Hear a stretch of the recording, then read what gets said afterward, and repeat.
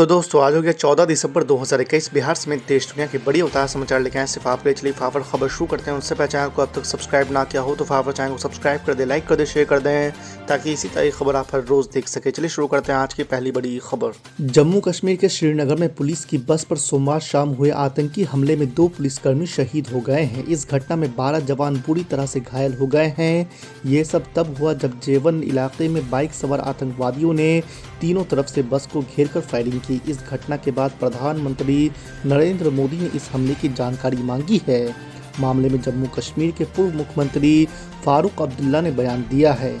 उन्होंने कहा कि अगर इन चीज़ों को ख़त्म करना है तो सरकार दिल जीतने की बात करे। इतना ही नहीं, उन्होंने पाकिस्तान से बातचीत की वकालत की है। दूसरी बड़ी खबर, महाराष्ट्र में सोमवार को कोरोना के ओमिक्रॉन वेरिएंट के 2 नए केस मिले हैं। इसके साथ ही कुल मामलों का आंकड़ा राज्य में तेजी से बढ़ते हुए 20 हो गया है।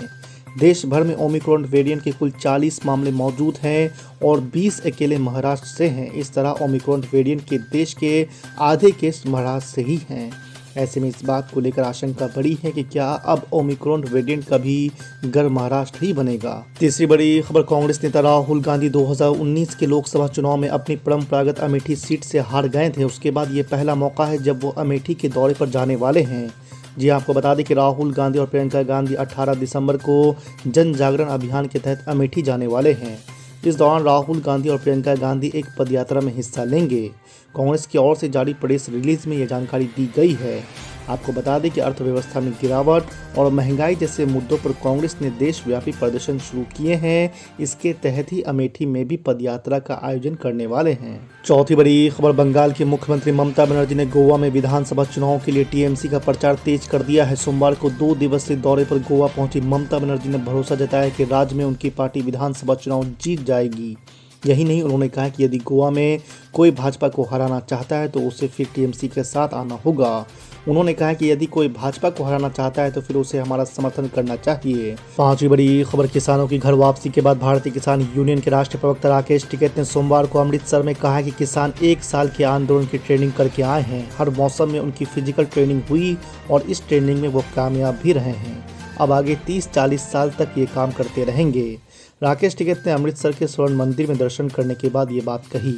जानकारी के अनुसार केंद्र सरकार द्वारा 3 कृषि कानून वापस लिए जाने और किसानों के अन्य मांगे स्वीकार करने के बाद किसान अब अपने अपने घरों को वापस लौट गए हैं। छठी बड़ी खबर, सऊदी अरब में तबलीगी जमात पर प्रतिबंध लगाने के देवन स्थल दारुल उलूम देवन ने निंदा की है। दुनिया भर में इस्लामिक अध्ययन के लिए मशहूर दारुल उलूम देवन के मुखिया मौलाना अब्दुल कासिम नौमानी ने सऊदी सरकार के फैसले को गलत करार दिया है।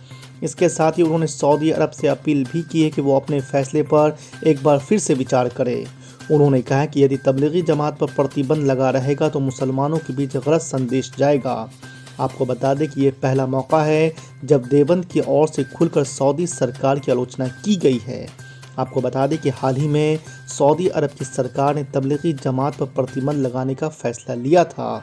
सातवीं बड़ी खबर, प्रधानमंत्री नरेंद्र मोदी ने सोमवार को काशी विश्वनाथ कॉरिडोर का उद्घाटन किया। इसके बाद सपा प्रमुख अखिलेश यादव ने अपनी प्रतिक्रिया दी है। उन्होंने कहा कि भाजपा को भगवान के सामने झूठ नहीं बोलना चाहिए।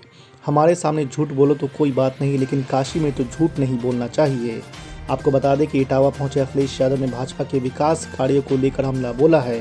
उन्होंने कहा कि भारतीय जनता पार्टी ने जिन कार्यों का उद्घाटन किया है सभी जानते हैं कि वो कार्य किसके थे। आठवीं बड़ी खबर, राहुल गांधी के हिंदुत्व वाले बयान पर भड़किया असदुद्दीन ओवैसी, कहा अकेले हिंदुओं का नहीं है भारत। जी आपको बता दें कि राजस्थान की राजधानी जयपुर में हुई कांग्रेस की रैली में राहुल गांधी के भारत को हिंदुओं का देश बताने और हिंदू बनाम हिंदुत्व की नई परिभाषा पर विवाद हो गया है। वहीं बीजेपी के बाद अब AIMIM प्रमुख असदुद्दीन ओवैसी ने राहुल गांधी और कांग्रेस पर सवाल उठाए हैं। असदुद्दीन ओवैसी ने कहा कि हिंदुओं को सत्ता में लाना 2021 का सेकुलर एजेंडा है। भारत केवल हिंदुओं का नहीं बल्कि सभी भारतीयों का है। उत्तर प्रदेश की सियासत में हर समाज ने अपनी एक लीडरशिप को बना ली। अगर यादव समाज है तो यादव समाजवादी पार्टी से पूरी तरीके से वाबस्ता हो चुका है। यादव समाज का उत्तर प्रदेश में 9% के करीब उनकी आबादी है। मुलायम सिंह यादव को मुख्यमंत्री बना दिया, फिर अखिलेश यादव को बना दिया। आप वहीं पर चले जाइए। बहुजन समाज जाटवाओं ने बहन मायावती को अपना नेता बनाया और उनको मुख्यमंत्री बनाया। ये बात बिल्कुल सच है कि जब कभी भी समाजवादी पार्टी की सरकार बनती है, उत्तर प्रदेश के हर थाने में कम से कम 2 ऑफिसर्स यादव समाज के तकर्रुर हो जाते हैं। ये बात बिल्कुल सही है कि जब कभी भी समाजवादी पार्टी की सरकार बनती थी तो ठेकेदार में अगर सबसे बड़ा काम किसी को मिलता तो यादव बरादरी के लोगों को मिलता। ये बात बिल्कुल सच है कि आज बीजेपी की सरकार उत्तर प्रदेश में, मगर आज उत्तर प्रदेश के अगर आप पुलिस स्टेशन और थानों में जाएंगे तो कम से कम 2-2 ठाकुर ऑफिसर आपको मिल जाएंगे।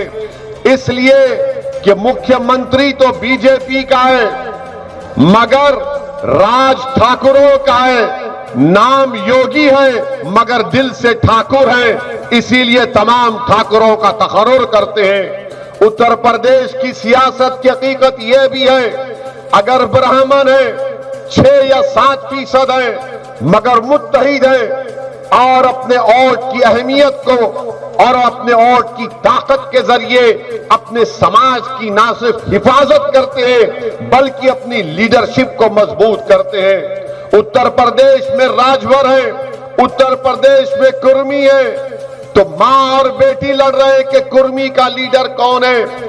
इसीलिए अनुप्रिया पटेल को नरेंद्र मोदी ने अपना मंत्री बनाया। आगरा के अतराफ में फिरोजाबाद में बाघेल है तो बाघेलों ने बाघेल को अपना नेता बनाया, तो उत्तर प्रधानमंत्री ने बाघेल साहब को गवर्नमेंट ऑफ इंडिया में यूनियन मिनिस्टर बना दिया। मेरे अजीज दोस्तों और बुजुर्गों, जाट है तो जाटों ने तय कर लिया कि अखिलेश से अलायंस करेंगे। और जाट कितने फीसद है? क्या 19% है? नहीं है, मगर आज जाट ये कह रहा है कि अखिलेश से अलायंस हो गया तो शायद हमारा आदमी डिप्टी चीफ मिनिस्टर बन जाएगा। ऐसे तमाम जात और बरादरियों का नाम ले सकता हूं। मेरे अजीज दोस्तों और बुजुर्गों, मैं आपसे मुखातिब हूं, मैं उत्तर प्रदेश के मुसलमानों से खुलकर कह रहा हूं, मुझे डरने और घबराने की जरूरत नहीं है। मेरी फितरत में यह नहीं है कि मैं अल्फाज चाप कर अपना पैगाम दूं, बल्कि मैंने हमेशा से सिर्फ अल्लाह से डरकर आपके सामने हकीकत को बयान किया। और आज आपसे कह रहा हूं, आप मेरी इस बात को ज़हन नशीन कर लीजिए कि उत्तर प्रदेश के मुसलमान अगर आगे बढ़ना चाहते हैं, उत्तर प्रदेश के मुसलमान अपनी तादाद के ऊपर अपना मुकाम हासिल करना चाहते हैं, उत्तर प्रदेश के मुसलमान अगर तालीम में आगे बढ़ना चाहते हैं, उत्तर प्रदेश के मुसलमान अपने बच्चे और बच्चियों को प्राइमरी स्कूल में पढ़ाना चाहते हैं, उत्तर प्रदेश के मुसलमान इस बात से तकलीफ में है कि सिर्फ 4% के करीब 3% बच्चे हमारे ग्रेजुएट होते हैं। तो याद रखो उत्तर प्रदेश के मुसलमानों, अगर तुमको शिकायत है नाइंसाफी की, अगर तुमको इस बात की तकलीफ है कि कानपुर में तुमने तारीख साज CAA कानून के खिलाफ एहतजाज किया मगर हमारे 3 मुसलमान पुलिस की गोली से मारे गए, हमारे घरों पर आकर पुलिस ने डंडों से हमारी गाड़ियों के शीशे तोड़े, बताओ अगर तुम्हारा कोई नेता होता, तुम्हारी कोई क़ियादत होती तो क्या इस तरह का कोई जुल्म तुमसे कर पाता?